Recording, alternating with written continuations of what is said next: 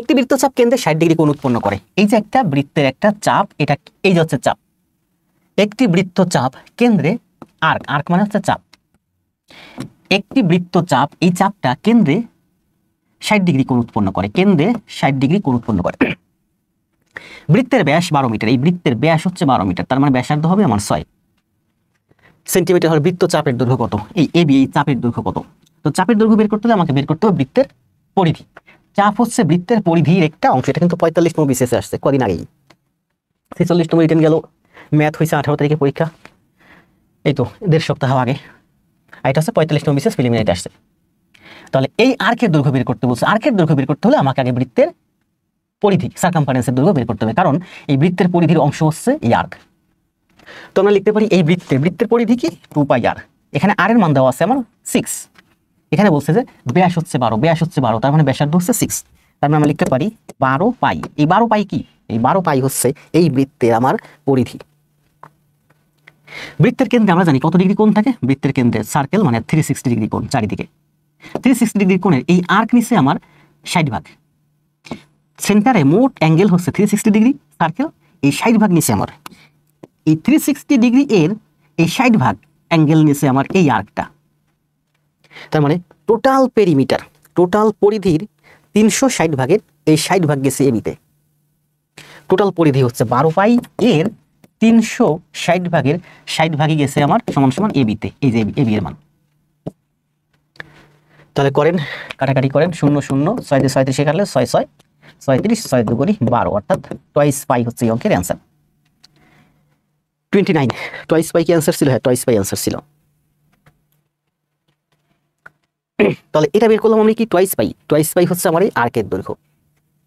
আবার যদি বলে যে এটা হচ্ছে আমার 60 ডিগ্রি, এটা হচ্ছে আমার 60 ডিগ্রি, তাহলে এই যে সেক্টরটা, এই সেক্টরের ক্ষেত্রফল কত? যখন আর্কের দৈর্ঘ্য চাইছে তখন আমার পরিধি লাগছে। এবার বলতেছে এটার ক্ষেত্রফল কত? এই জায়গাটার ক্ষেত্রফল মানে হচ্ছে পুরোটার ক্ষেত্রফল লাগবে। তাহলে পুরোটার ক্ষেত্রফল কত? এই ব্যাসার্ধ হচ্ছে 6, তাহলে পুরোটার ক্ষেত্রফল হচ্ছে পাই আর স্কোয়ার।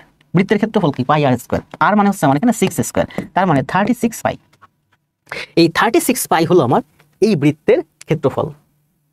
এখন এই বৃত্তের ক্ষেত্রফল হচ্ছে 36, তার এই 60 ভাগ যাবে আমার এই আর্কের মধ্যে, এই 60 ভাগ যাবে আমার এই আর্কের মধ্যে, এই 60 ভাগ যাবে আমার এই আর্কের মধ্যে। তো এই কেন্দ্রে আমার টোটাল 360 ডিগ্রি আছে, তার মধ্যে এই 60 ভাগ, 360 ভাগের মধ্যে এই 60 ভাগ হলো আমার এই জায়গায়। তাহলে পুরা বৃত্তের ক্ষেত্রফল হচ্ছে 36 পাই, তার 360 ভাগের 60 ভাগ, তার 360 ভাগে টোটাল 360 ডিগ্রি কোণ, তার এই 60 ভাগ যাবে আমার এখানে। 6 পাই হচ্ছে এই অঙ্কের অ্যান্সার। যখন আমার, অর্থাৎ এখানে বলছে, দেখেন এখানে বলছে যখন আমার আর্কের দৈর্ঘ্য বের করতে হয় তখন আমার এই পুরা পেরিমিটারটাকে বের করতে হয়। সেই পেরিমিটারের এটা বলছে 60 ডিগ্রি, তার মানে 360 ভাগের 60 ভাগ এখানে যাবে। তাহলে যখন আর্কের দৈর্ঘ্য বের করতে বলে তখন আমাকে কি বের করতে হয়? সার্কামফারেন্স 2 পাই আর, তার 360 ভাগের 60 ভাগ হলো আমার এই জায়গাটা আর্ক। আর যখন এই সেক্টরের ক্ষেত্রফল বের করতে বলে তখন আমার পুরো বৃত্তের ক্ষেত্রফল হয়। পুরো বৃত্তের ক্ষেত্রফল হচ্ছে আমার পাই আর স্কোয়ার। সেখান থেকে এখানে গেছে আমার কত? 60 ডিগ্রি। কেন্দ্রে আছে মোট কত? 360 ডিগ্রি, তার মানে 360 ভাগের 60 ভাগ আমার এখানে গেছে। এটা হচ্ছে পুরো বৃত্তের ক্ষেত্রফল। সেখান থেকে আমার 360 ভাগের 60 ভাগ গেল আমার এই যে এখানে ক্ষেত্রফল। বুঝতে পারছেন কত সুন্দর না ম্যাথ? 45তম বিসিএস প্রিলিমিনারিতে আসছে। অনেক সুন্দর ব্যাখ্যা, এত সুন্দর ব্যাখ্যা আশা করা যায় আপনি কোথাও পাবেন না, যদি পান আমাকে দেখাইন। বেনজির আহমেদ, নন্দিতা দাস, ঋতু, আসিফ ভাই, আরাফাত, জিকো, মোহাম্মদ ইসলাম, সাইফ খান, তাজমুন ইয়াসমিন, তৃষা, সুভাষিস সরকার, শুভ, আরিফুল ইসলাম, রাজন, সুদীপ ঘোষ, রাকিবুল হাসান, সবাই কমেন্ট